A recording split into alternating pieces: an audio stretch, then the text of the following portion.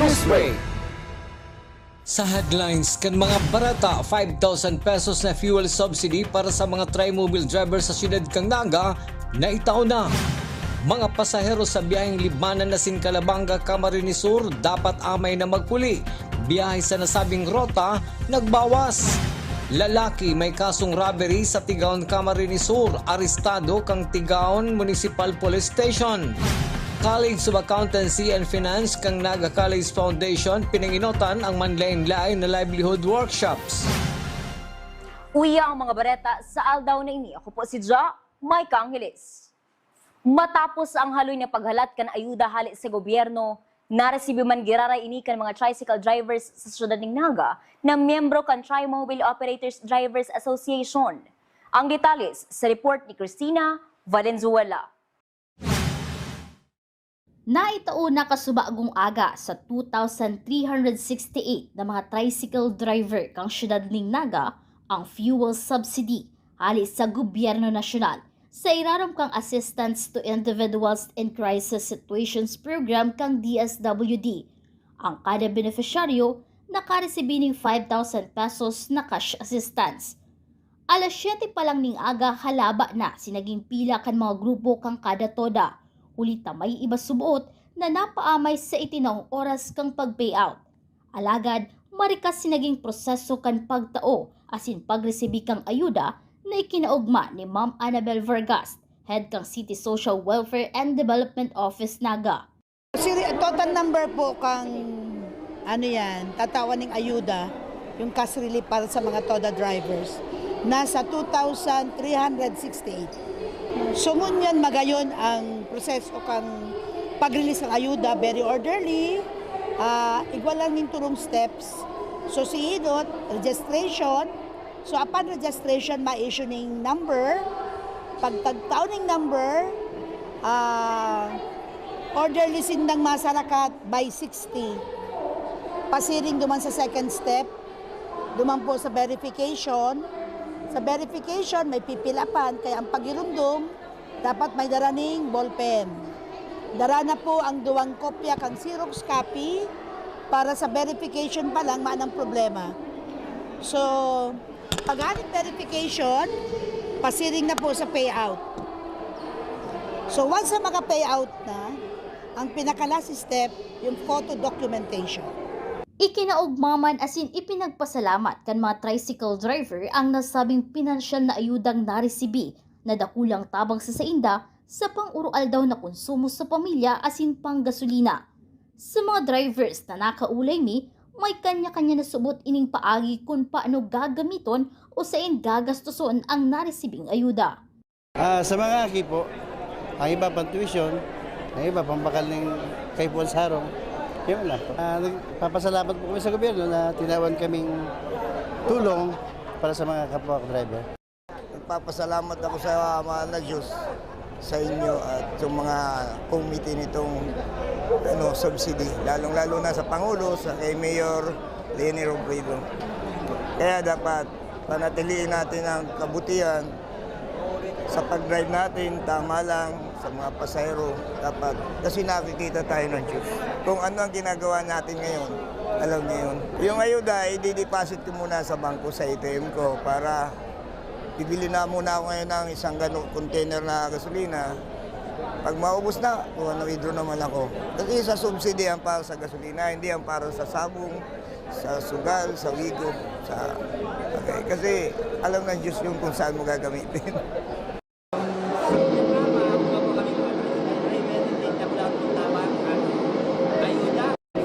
WD sa national, bali dakulaan po yung ambag sa muya dahil sa dakulaan na pagtaas ng gasolina. Sa ma'am, panggastasarong po, pangkonsumo ma'am. Tapos salamat na maray dakulon sa muyang tricycle driver na matatabangan kayo. Masaya, nakakaraos sa pagtios. Kaya salamat sa ayuda dako lang tabang minani sa muya. Babakal min bagas mahal na ang bagas, ang si gasolina dadagdagan ko medyo kulang. Salamat po President Marcos dahil sa imo bago sa imo sa muya masakitan kami. Ganyan po nagtao ka sa muya ning ayuda. Tabang mo na sa muya, takula. Para man kay Tatay Rafael, ang 5,000 pesos na fuel subsidy kang gobyerno ang magagamit niya man sa pagkayod sa laog ning 10 aldaw. Ngunya na 500 pesos na ang sa iyang nakukonsumo sa gasolina kada aldaw na dating 150 to 200 pesos lang. Mga 10 araw yun. Kasi dati nagagasolina ako, 150. Ngayon, 400. Sa maghapon na yun. 400, 500 araw-araw. Magkano na yun? Ang 10 araw sa 500, magkano na? O di ba, 5,000 na? Oo, ganun yung pero okay lang kasi. Kahit hindi kami dagdagan ng pamasahe, malaking bagay po itong 5K na galing sa gobyerno. Mientras tanto, pagkatapos man maresibi ang mga tricycle driver ang ayuda, balik na giraray ini sa pagkayod. Para sa GNN TV 48 Naga, Cristina Valenzuela, Newsbreak. Huli na may mga tricycle drivers sa syudad ng Naga ang dai nakabali sa natauanin pinansyal na ayuda ngunyan na aldaw. Nililista na ngunyan kan City Social Welfare and Development Office si mga driver na ma-walk-in sa opisina asin si mga driver na mayong kinababalihan na toda para kung may second batch makabali na subot ang mga ini, sigon kay Ma'am Annabel Vargas. Tubod si Ma'am Vargas, nagabos ng mga aktibong driver na nagkakayod sa syudad ng Naga ang dapat matauaning ayuda. So sa ngunyan, sa level me, pigi-entertain mi siya na ilista. So naglilista kami ka mga walk-in, na day kabali sa toda. Naglilista kami kay itong mga day nakalista, day nakaiba sa listahan na finalist. Gusto sabihin, pag submit kang opisina mi, kang CSWDO, yaon si pangaran ninda, pagbalik ang listahan, halisa sa DSWD, nawara. So piko-consider mo ito. Para sa ko, dapat makaiba. As long as dapat aktibo sidang driver na nagkakayod, tapos dahil man expired ang lisensya, dapat makaiba. Actually, si iba nga din nakaano, garupig adapt man kang toda for the sake na makalaog lang talaga. Padagos sa mga bareta. Day na kayang tiuson kan mga jeepney driver na biyaheng libmanan asin Kalabanga, Camarines Sur ang sobrang langkaw kan presyo kan kada litro kan produktong petrolyo. Huli ka iniamay palang nagagarahe na si ibang driver kung kaya bawas na ang jeep na nagbabiyahe. Ang detalles sa report ni Melvin Machado. Matapos ang panibagong taas presyo kada litro sa produktong petrolyo kasudma, nagbawas naman ang mga nagkakayod ngunya na jeep partikularmente ang biyaheng libmanan asin Kalabanga, Camarines Sur. Sa pagipag-ulay kang GNN-TV 48 Naga News Team sa dispatcher kang jeep sa LCC Transport Terminal na biyaheng libmanan. Kung dati inaabot pa ning alas 9 nin Banggi ang huring biyahe kang jeep pasiring sa nasa Bitang Banwaan, ngunyan alas 6 pa lang, nakagarahe na ang mga auto. Huli tadain na subot kaya kan mga drivers ang haros 150 hasta 160 pesos kada litro kang krudo kung mabiyahe pa ini pabalik Naga urog na kung Banggi. Ang halis sa Libman, alas 5. First trip yan. Pag alas 5 kayo diyo, dahil naman nga nila susunod. Dahil kung minsan mga alas 6, na. Kaya yun ang pasapasero, huwag may nagpuruli. Nagbawas sa auto, dahil sobra yun na nga sila sabit ng naglalangko ang krodo. Dahil na, kung minsan, dahil nabaralik. Yun ang iyo, biyahe. Pag araw ka niyo, halimbawa niyo, mabiyahe ni, baka sakali kong maning laog, dahil na yung mabalik. Malulugi sa krodo kung magbalik pa man yan. Yan kanak lang kaniyo, kuminsan, dahil nabaralik ni. Ang binabasyan nga ang krodo mahal. Magka 500 ba yung pasiring, lugi na. Kaya yung inaano dahil nabalik. Sa Bagong Bayan Terminal, kung dati hanggang alas 10 timbanggiman ang huring biyahe kang jeep pasiring Kalabanga, Camarines Sur, Kasubanggi, alas 8 pa lang, 4 na sarang jeep na nagbabiyahe na nagresulta kang halabang pili ng mga pasahero na gahalat nin malulunadan.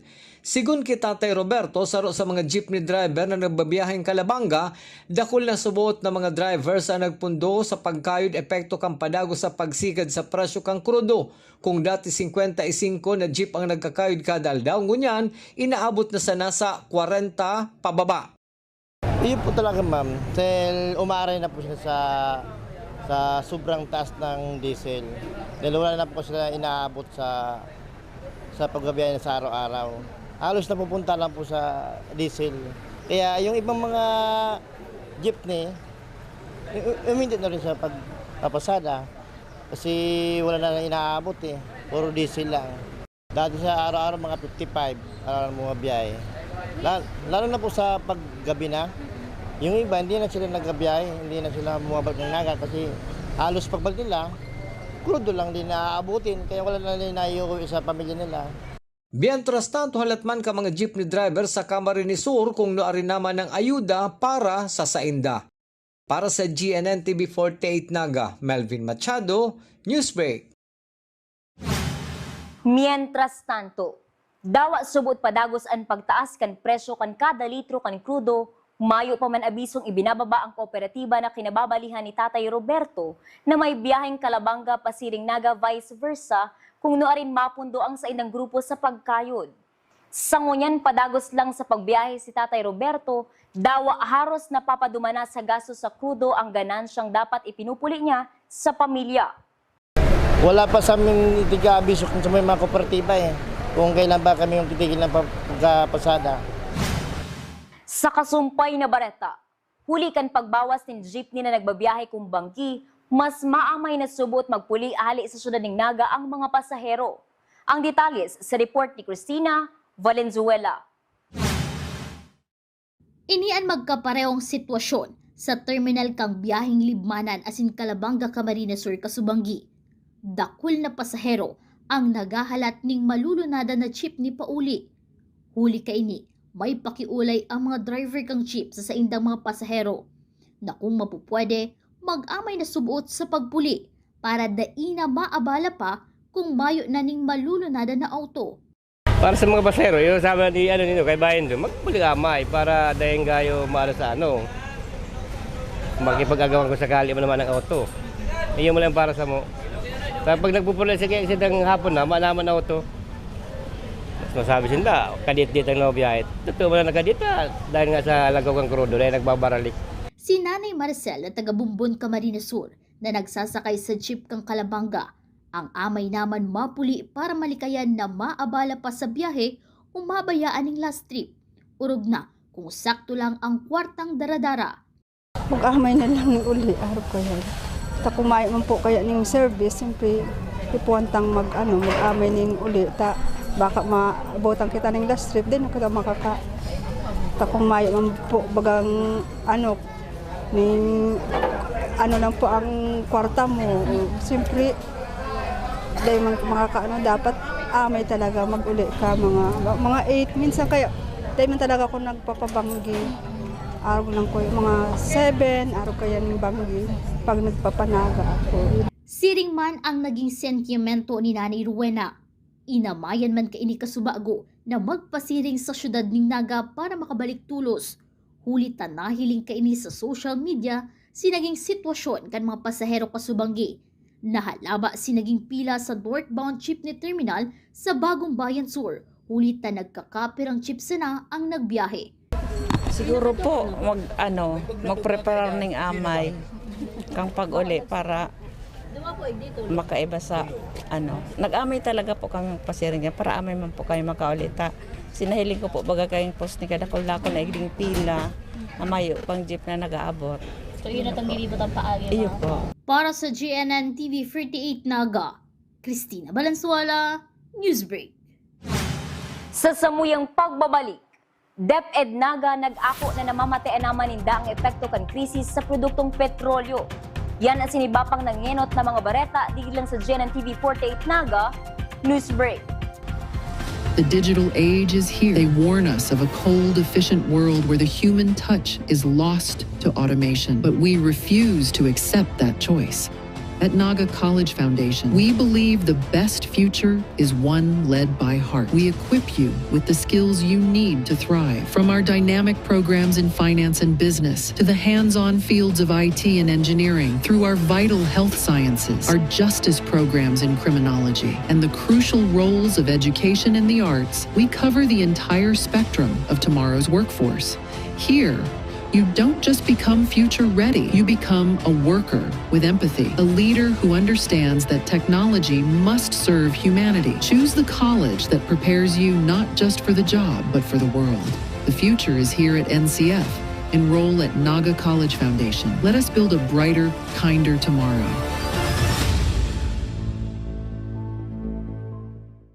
The future is a race. At Naga College Foundation, we don't just keep up, we set the pace and we change the game. College of Business and Management, where ideas grow into enterprises. College of Teacher Education, shaping minds that shape the nation. College of Health Sciences, where compassion meets innovation. College of Engineering, designing solutions that redefine tomorrow. College of Arts and Sciences, fueling creativity, culture, and connection. College of Accountancy and Finance, empowering the economy through mastering numbers and market. College of Criminal Justice Education, protecting communities with excellence and integrity. College of Computer Studies, coding the language of the future. And with NCF micro-credential programs, you don't just wait for the future, you leap into it. Gain and demand skills fast, short, powerful, and flexible. Designed to fit your life and fuel your career. 8 colleges, endless possibilities, and micro-credentials to keep you ahead of the game. Seeing clearly shouldn't mean traveling far from home. At Camsur Eye Center, world-class care is right here in the heart of Rinconada and the Bicol region. With advanced diagnostic tools, ophthalmology specialists, and a team that treats you like family, we bring expert eye care. From children's screenings to managing cataracts, glaucoma, and diabetic eye conditions without the need for long trips. Because your vision matters, and so does your time. Camsur Eye Center, world-class eye care just around the corner. Sa pagpapadagos kan mga bareta, bako lang mga nasa sektor kan transportasyon ang nakakamati asin epektado kan padagos na paglangkaw kan presyo kada litro kan produktong petrolyo sa nasyon. Maging ang opisina kan Schools Division Superintendent kan DepEd Naga ang apektado man kan halangkaw na presyo kan kada litro kan petrolyo. Sigon Kinaga City Schools Division Superintendent Dr. Susan Coliano, nadidipisilan ang sa indang opisina sa paggamit kan sa indang bihikulo kung naglilibot sa mga eskwelahan sa syudad kang Naga, uli isa langkaw na presyo kan gasolina.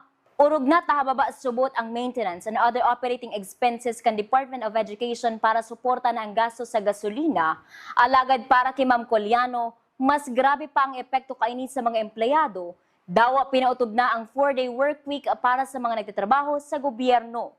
Ang SDO, affected kami in the sense na, example, ang mobility mi, syempre, kaipuhan na pinaplano mi.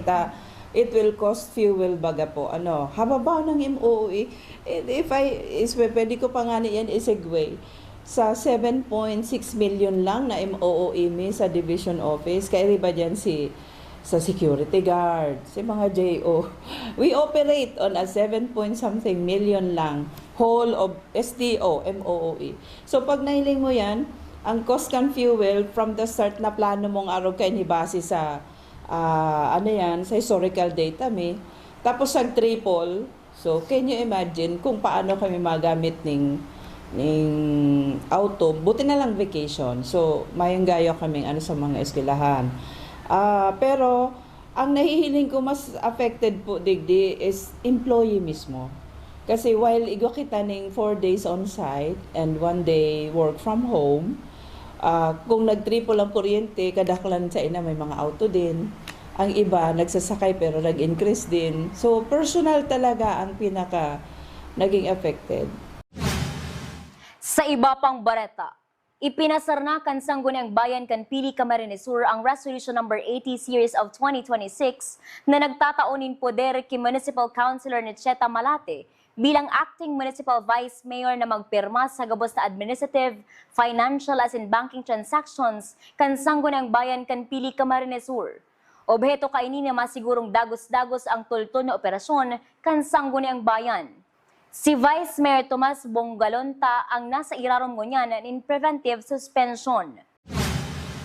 Sa police report, kasong robbery ang inatubang na reklamo kan suspect na si alias Ramil, 37 years old residente kan Tigaon, Camarines Sur, asin inaresto kan mga operatiba hali sa Tigaon Municipal Police Station sa barangay Kuyaw-Yaw kan nasabing banwaan, huli kan na warrant of arrest na pinagpaluwas kan korte.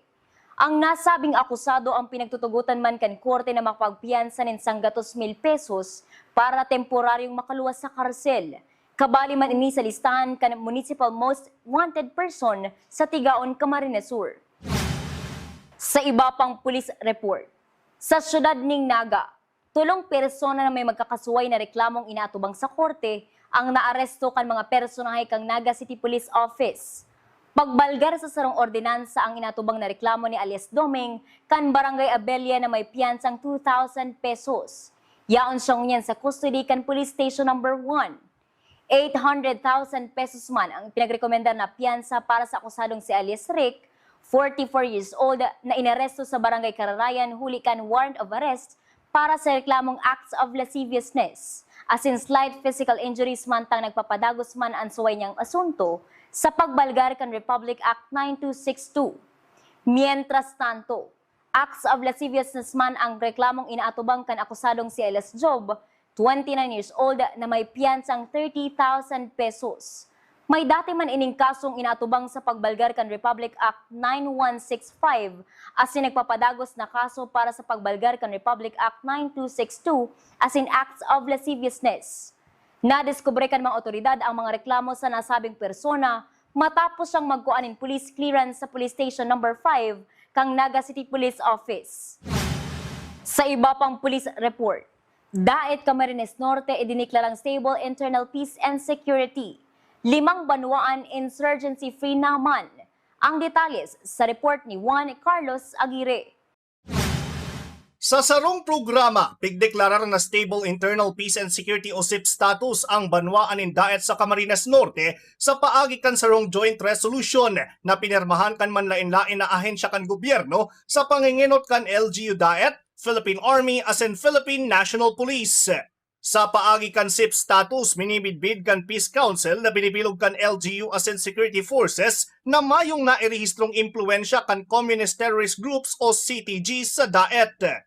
Sa eksklusibong entrevista kan GNN TV48 Naga, kilutanan Colonel Marshal M. Lumanga, Commanding Officer kan 42nd Infantry Battalion na nakakasakop sa banwaan in Daet, sinabi kay ini na kabali man sa kriteria ang pagkawarakan inaapod na White Area Operations kan CTG. White Area, wala na tayong monitored na White Area Operations dito sa Daet mula nung last year na nagupo kami dito or even before na wala pa kami dito. Wala na rin tayong naitatala na recruitment bagkus mas marami pang bumababa ngayon dito. Tuloy-tuloy. Pati doon sa mga dati ng naglaylo na bumaba, lumalapit na rin sila. Kaya tumaas na yung kumpiyansan nila na talagang wala na ang influensya ang kalaban dito. So lumalakas ang loob nila, lumalapit sa atin, bumaba.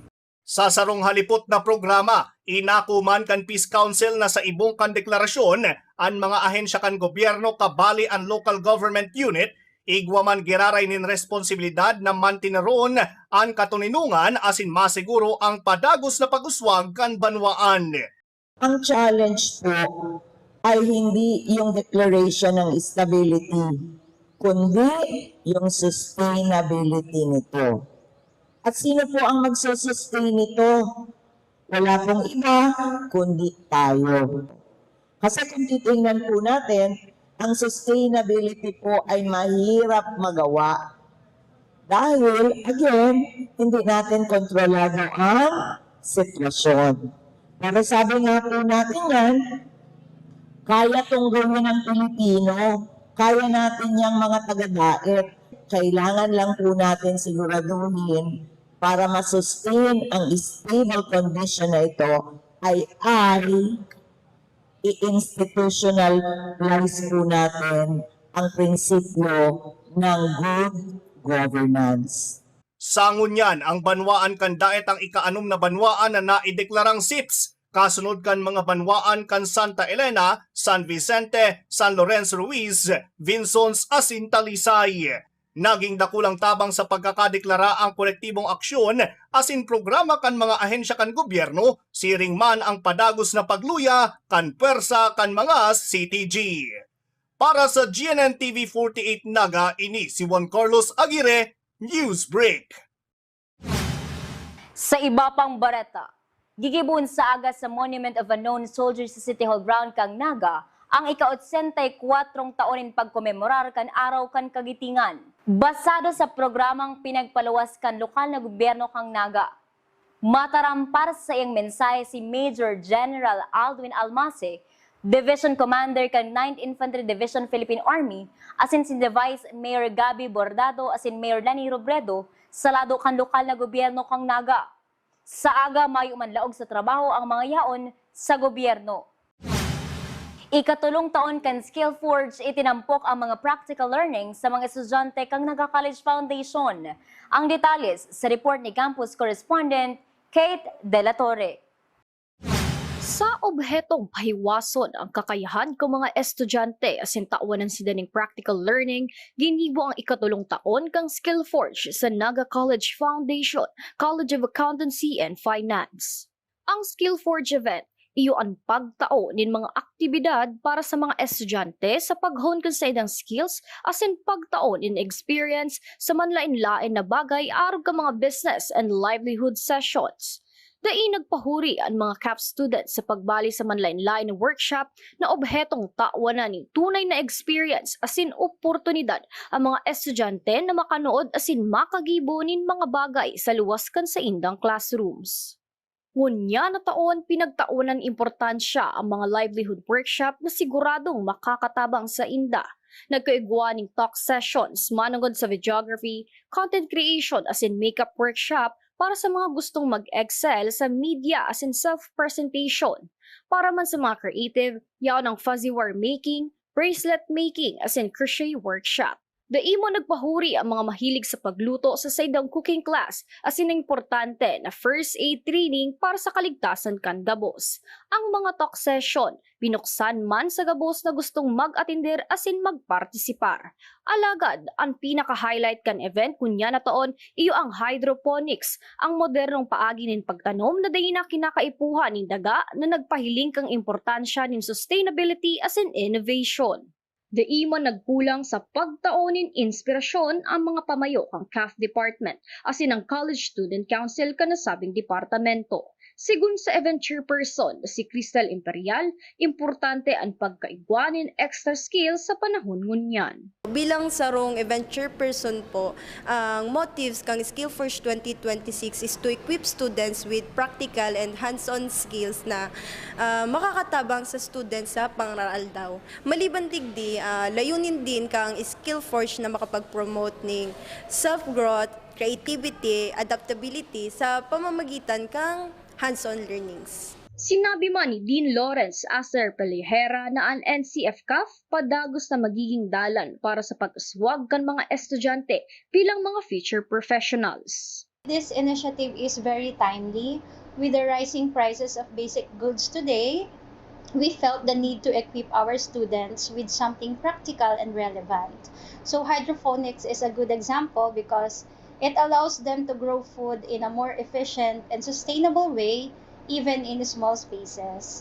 So instead of just relying on the market, they can actually start producing on their own. At the same time, it opens opportunities for additional income. So more than just learning a skill, we're helping students become more resilient and resourceful in today's challenging environment. Para sa GNN TV 48 Naga, Kate De La Torre, Newsbreak. Yan ang mga bidang baretang nakalap kan mas pinaksog na pwersa kan GNN TV 48 Naga, News and Bicol Affairs. Day malingon i-follow ang sa aming official Facebook page, GNN TV 48 Naga. Padagos kaming matod yung mga baretang garantisadong nanginot as sinapapanahon. I-hit ang subscribe button sa aming official YouTube channel, GNN TV 48 Naga, para update kita sa mga bareta as in istoryang Bida and Bicolano. Ako po si Ja Mike Angeles, as in iniyan GNN TV 48 Naga, Newsbreak. Tanga diri ko nababay na GNN TV 48 Naga. Kalma. Lumipat lang ang GNN TV48 Naga sa Channel 48.1. What? Direk, ang simple lang ng solusyon dyan. Kunin ang remote, pumunta sa menu Setup o Settings, at hanapin at pindutin ang scan at hintayin. Then, boom! Balik na si GNN sa Channel 48 mo. Para sa mga balitang nanguna at napapanahon, At sa mga programang suwak sa panlasa mo. tutok lang sa GNN TV48 Naga, Bida ang Bicolano. Be a champion, be a tiger today. NCF's the quest, let's lightning your way. At the Naga College Foundation Basic Education Department, we provide an environment where innovation is nurtured and resources promotes collaboration and discovery. Our students benefit from hands-on learning in cutting-edge science and technology laboratories, bridging theory with practical application. We maintain a supportive institutional framework, ensuring a safe, clean, and academically focused atmosphere for every student. Beyond academics, our comprehensive facilities, including sports, develop leadership, teamwork, and discipline. NCF is proud to be a LASO-accredited institution, a recognized mark of excellence and high-quality education. This is Naga College Foundation Basic Education Department. Changing the game.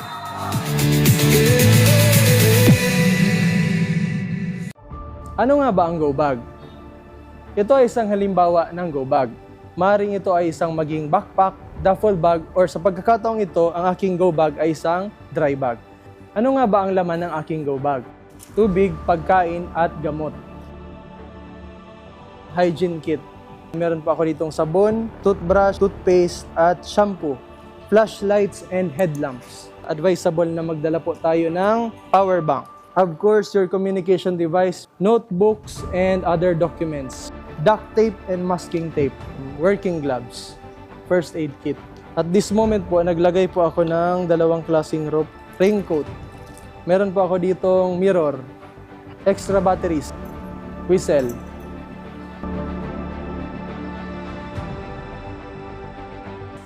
Ang layunin ng Bureau of Fire Protection ay ligtas na buhay at ari-arian. Sa muli po, ako ay si Fire Officer Juan Baquero from Bureau of Fire Protection, Naga City Fire Station na nagpapaalala, laging maging handa para ligtas sa sakuna.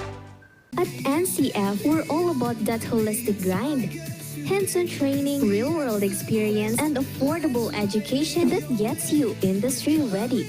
Shoot to edit, detail from concept to screenwriting. From shooting to editing to actual broadcasting, NCF is the first and only school that has its own operational television and radio stations. No boring stuff, just real skills or the real world. Jika na ba? Be a tiger today.